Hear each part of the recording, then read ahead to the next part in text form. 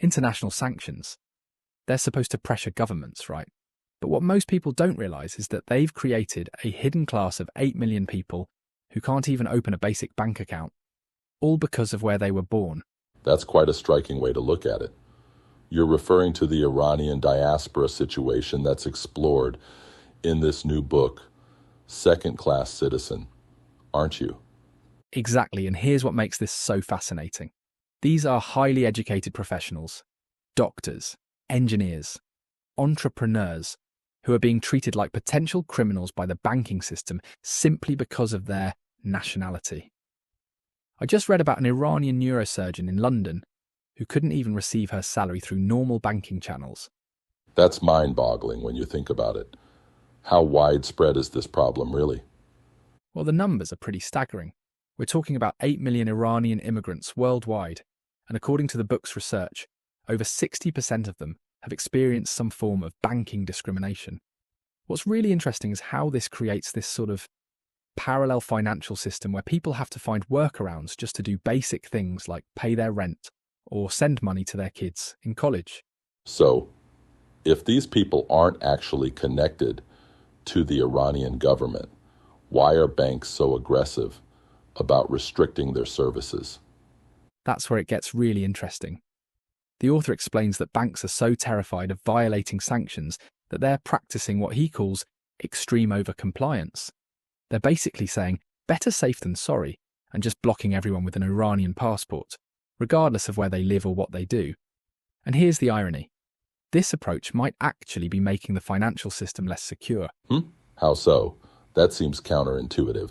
Well, think about it. When people can't use regular banking services, they're forced to use alternative methods that are harder to track and regulate. The author presents data showing that these restrictions have actually led to an increase in informal money transfer networks. It's like, in trying to enforce sanctions, we're pushing people toward exactly the kind of financial behavior we're trying to prevent. That's quite an unintended consequence. You mentioned earlier there was a historical parallel to this situation. Yes, and this is where the book gets really powerful. The author draws this direct line between the financial exclusion of Jewish communities in Nazi Europe and what's happening to Iranian diaspora today. Of course, the scale and context are different, but the mechanism of using financial exclusion as a tool of control has some disturbing similarities. That's a pretty sobering comparison. What solutions does the author propose? The book actually lays out this really comprehensive three-part approach.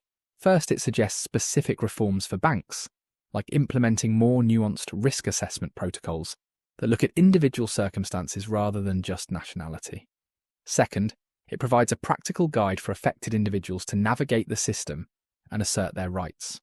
And third, and this is really interesting, it proposes creating an international oversight body specifically to monitor and prevent financial discrimination against diaspora communities. Those sound like significant changes. How realistic are they? Well, here's what makes this timely. The author argues that technology is actually making these changes more feasible than ever.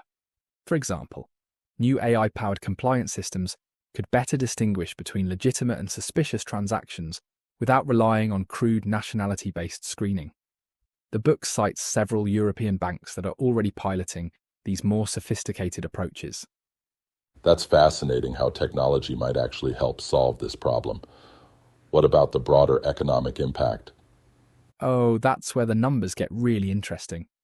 The author estimates that these banking restrictions are causing annual economic losses in the billions, not just to the affected individuals, but to the global economy as a whole. Think about it. When you prevent highly skilled professionals from fully participating in the economy, you're essentially leaving money on the table. Looking at all this, it really challenges our understanding of how sanctions work, doesn't it? Absolutely, and that's really the bigger picture here. The book is arguing that we need to fundamentally rethink how we use financial systems as tools of foreign policy. Because right now, we're creating this new class of global citizens who are technically free to live and work anywhere, but are practically imprisoned by invisible financial walls. And the author makes a compelling case that if we don't address this issue now, it could expand to affect more and more communities as sanctions become an increasingly common foreign policy tool. That's quite a warning for the future. What's the one thing that surprised you most about all this? You know what really got me? The psychological impact. The book includes these powerful testimonials from people who've spent years building successful lives in their adopted countries, only to suddenly find themselves treated with suspicion by their local bank. It's this constant reminder that no matter how integrated they become, they're still seen as other. And thank you for tuning in to today's episode from Ostad and Partners and Pluko Group. At Ostad and Partners, we specialise in international law and all its many dimensions. To discover more of our podcasts, audiobooks, publication, and the wide range international legal of services we offer, connect with us on LinkedIn, Facebook, Instagram, or YouTube. Simply search for Ostad and Partners or Reza.Ostad, and you'll find us easily. Until next time, take care, stay informed, and keep striving for excellence.